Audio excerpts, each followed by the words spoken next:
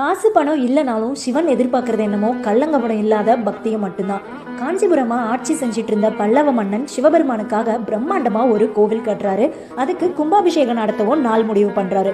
நிம்மதியா போய் தூங்குறாரு மன்னன். கனவுல சிவபெருமான் வந்து கும்பாபிஷேக தேதியை மாத்த முடியுமா, திருநின்ற ஊர்ல எனக்காக என்னோட பக்தன் ஒரு கோவில் கட்டியிருக்காரு, நான் அங்கதான் இருப்பேன்னு சொல்றாரு.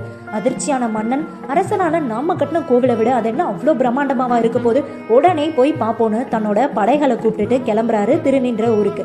எல்லா இடத்துலயும் பாக்குறாங்க, எல்லாரையும் கேக்குறாங்க. அந்த மாதிரி எந்த ஒரு கோவிலும் இல்லைன்னு சொல்றாங்க. அப்போதான் சிவனடியாரான பூசலார் நாயனார் அந்த வழியா நடந்து போறாரு. மன்னன் அவர்கிட்டயும் போய் கேக்குறாங்க. ஆமா, கோவில் கட்டி முடிச்சாச்சு, கும்பாபிஷேகத்துக்கும் நாள் குறிச்சிட்டாங்க அப்படின்னு சொல்றாரு. அதிர்ச்சியான மன்னன், நாங்க இவ்வளோ நேரம் தேடியும் பார்க்க முடியலையே, கோவில் எங்க இருக்குன்னு கேட்கிறாரு. பூசலார் நாயனார் தன்னோட நெஞ்ச தொட்டு இங்கதான் கோவில் இருக்குன்னு சொல்றாரு. நான் சிவனுக்காக கோவில் கட்ட ஆசைப்பட்டேன், அதுக்காக பணம் என்கிட்ட இல்ல, வெளியிலயும் கிடைக்கல, அதுதான் சிவபெருமான் என் மனசுலயே இருக்காரே, இங்கேயே பிரம்மாண்டமா அவருக்கு கோவில் கட்டிட்டேன்னு சொல்றாரு பூசலார் நாயனார். அவரோட பக்தியை பார்த்த மன்னன் அவரோட காலில் விழுந்து கனவுல சிவபெருமான் வந்ததை பத்தி சொல்றாரு. பூசலார் நாயனார் சிவனை நினைச்சு மெய்சிலிருந்து நின்னாரு.